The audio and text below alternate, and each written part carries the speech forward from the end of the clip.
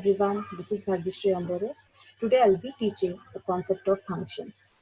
In previous sessions, I have discussed what is function, what are the elements of user-defined function, and you already know that what are the parameter of function parameters. And today I'll be discussing what is a function and how to pass one-dimensional array as a function parameter, how to pass two-dimensional array as a function parameter, and how to pass string as a function parameter.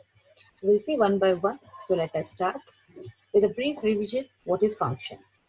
A function is a self-contained block of code that performs a particular task. Here, task can be anything. It's a piece of code which performs a particular task. Who can call this function? From where we can call this function? There is no any restriction. Any function can call any other function, or it can call itself, or a called function can also make another call for another function. The entire concept, we call it as multi-function program, which I have already discussed. Now, what are the elements of user-defined function? Just brief introduction. There are three basic elements. One is function definition, function call, and function declaration. If you want to write any program using function, these three are the elements must be there in the program. Just an example, to perform addition of two numbers, we have written an add function here. So add is a function call, this is a function declaration, and this is the function definition. After this, we studied something about categories of a function. There are basically four categories of a function, where a function with no arguments, or we can call it as parameter also, and no return value. The function is not going to take anything and not going to return anything. Everything it does by itself.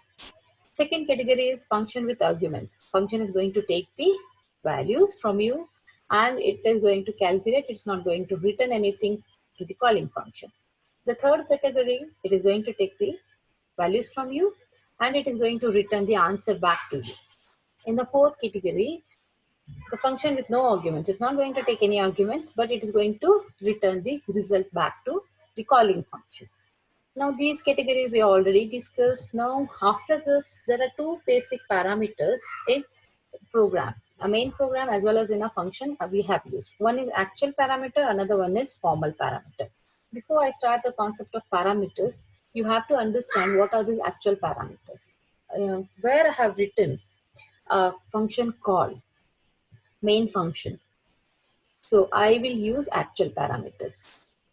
And where I have written a function definition, there we use this formal parameters.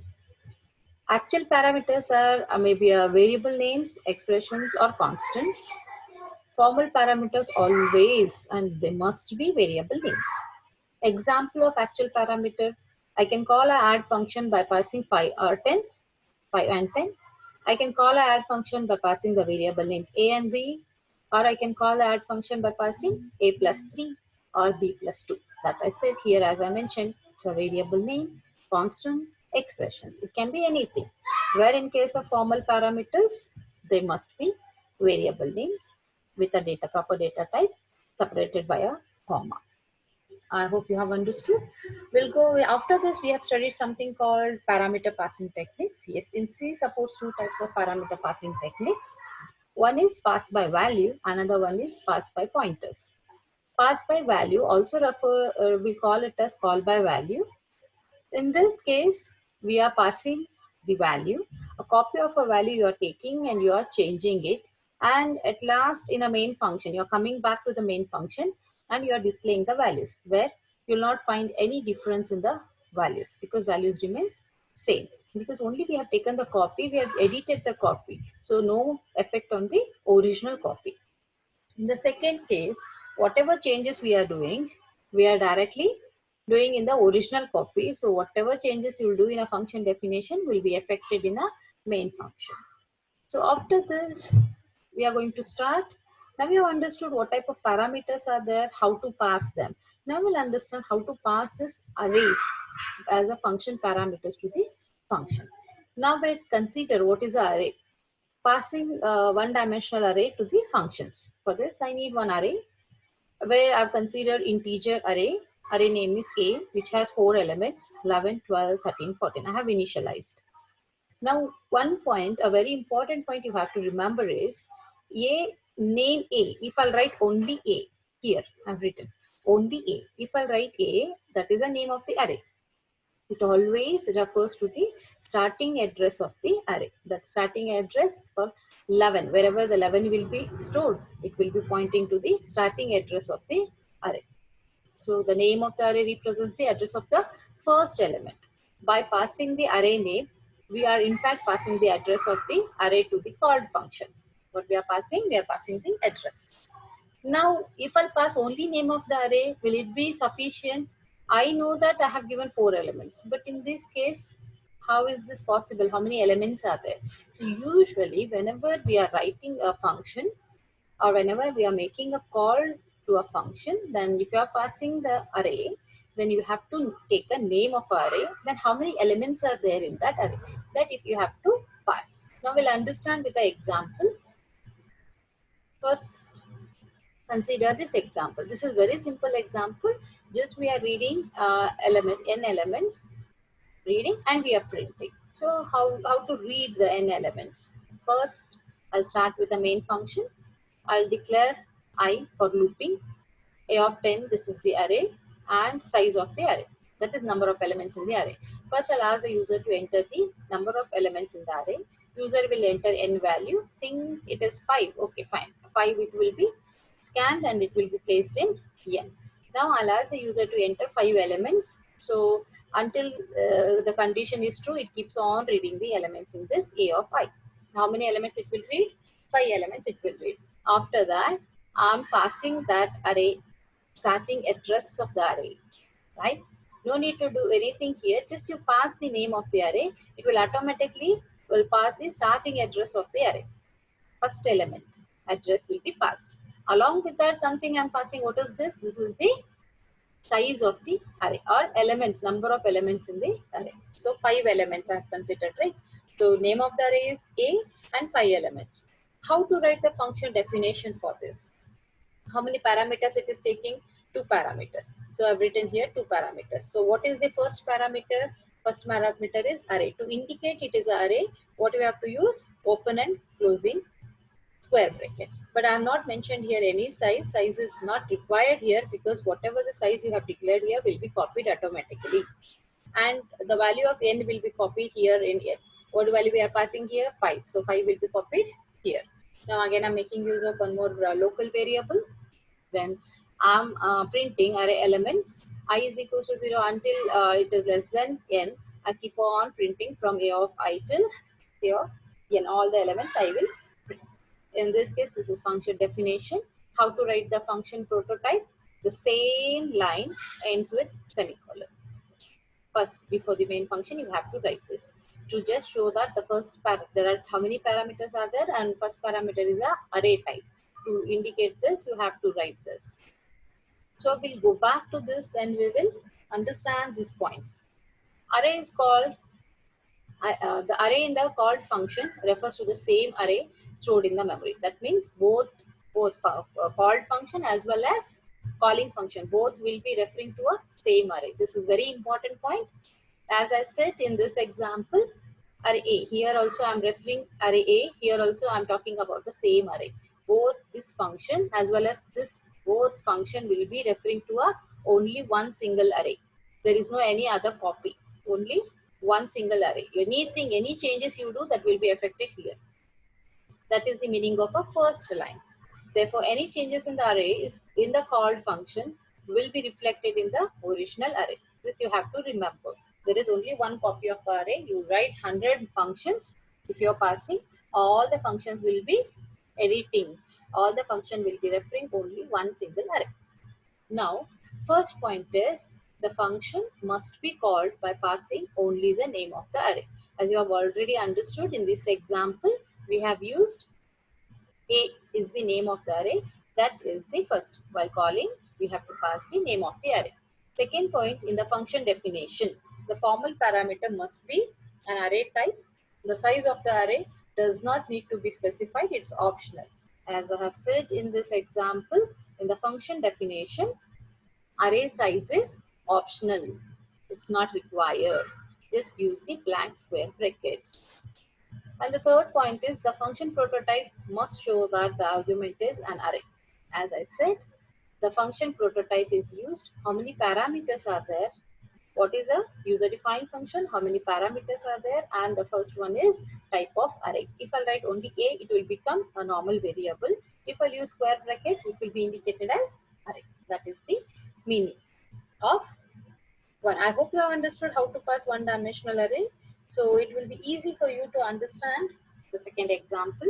Second example I've taken here is bubble sort, where in a main function, I'm reading the size of the array, I'm reading the elements of a array, and I'm printing before sorting whatever I have read, that those elements I'm printing. After that, I'm calling a function bubble sort by passing the name of the array and how many elements are there, how many elements I have read, that also I'm passing. Once I'll make a call to this function, it copies, it goes to this, it whatever changes, whatever the swapping we are doing will be done with respect to this same array. It will swap and store it in a same array. Here also we are using array A, here also I am using array A. In fact, if I use here B, then also it will be referring to this array only. So how many elements are passed, it will check, it will pass. If it is greater, it will swap the elements. Like this, it will keep on swapping. At last, after all the elements are done, it returns back the cursor to this point where it has got, where it has been called. Now what we are doing here, we are just printing the array elements. I hope you have understood this. Here the main thing is how to pass one-dimensional array. Everything, complete program is same what you have already studied. Only the thing here is we have to pass name of the array and number of elements in the array. This is very important thing. Once if you are passing like this, how the function definition looks, you have to tell the first one is the array. So you have to use open and close square brackets and number of elements in the array, and rest all whatever the logic you want to write, you can write here. You can write any example of your choice. The question will be, what do you mean by a function? Explain how to pass one-dimensional array as a function parameter with example. So either you can write an example of bubble sort, or you can write this previous example. I guess this is easier, you can go with this. Next one is passing two-dimensional arrays to functions. Now, how we will pass two-dimensional arrays as a function parameter? It is almost same as one-dimensional array. Here also we are using only the name of the array, but only the thing here is there only array size was enough. But here we have to tell how many, what is the row size and what is the column size. Then only it will come to know that how many elements are there in the array. That is, it has to show two dimensions, right? So the function must be called by passing only the array name. In the function definition, we must indicate that the array has two dimensions by including two sets of brackets. The size of the second dimension must be specified, that is compulsory, whereas the size of the first dimension is optional. As we know that in a concept, by initializing two-dimensional array, the column sizes must. Row size can be skipped, but column sizes must. That the prototype declaration is used to show this is similar to the function header. It is used to show that it is a two-dimensional array. We'll see with the example. So here I have considered reading elements of two-dimensional array and printing it in a matrix form. That's all. We are not doing anything here. So to read the elements of a matrix, what is required? Row size and column size is required. So first I'm reading row size in M, column size in N. Then I'm asking user to enter the elements, M rows, N columns, and keep on reading all the elements. Once reading elements is done, I'm making call to a function display, where I have passed name of the array, 2D array, how many rows are there and how many columns are there, right? Name of the array, how many rows, how many columns. The rest all will be again same, but only the difference here is you have to tell that this is two-dimensional array, two blank square brackets we are using. In case of 1D, we have used only one square bracket. Here you have to show that it is two-dimensional array. So you have to use two square brackets. This is row size, this is column size. Same thing, we are copying it here. And what we are doing, array elements are I equals to 0. We keep on printing all the array elements in a matrix form. We are starting all the rows, fresh row with a new line. That's all. I hope you have understood. Only the thing here is you have to remember, here we are using array name and two set of square brackets in a function definition. Along with this, we have to use, along with the array name, what we have to use? Row size and the column size. And prototype is same as the function header, same as this, ends with semicolon. I have not written a function header. You can include the same line with ending with a semicolon before the main function. Here you can write same thing. One line you copy this, paste it here, and put semicolon. Now we'll go with the third topic, that is passing strings to a function, or we can say how to pass character array to a function. It's again a simple concept. So first we'll understand the example, then we'll come back to these basic rules. That will be very easy. Now we'll see in this example, I'm asking the user to enter one name. I'm reading the name and I'm displaying that name using user-defined function. So we'll start with the main function. I've declared a character array, yes name. I've declared a character array, yes name, with 20 characters. I've reserved 20 character size. I'm asking user to enter the name. With the help of getS, I'm reading whatever has been entered. I'm reading it in yes name, right? Now I'm making a call of a display function. I'm making a call for a user-defined function display by passing this yes name. Just name of a array is enough. Name of a character array is enough. Just have passed here name of a character array. Then it goes here. Now display function is not returning anything, so the data type is white. Name of the function is display. And what type of value you are passing here? It is a character type name. No need to give any size here. So the size will be automatically copied from this. It will be copied from this directly. 20 will be copied here, so no need to give. It's optional. Now we are just printing one statement here. The string is percentages name.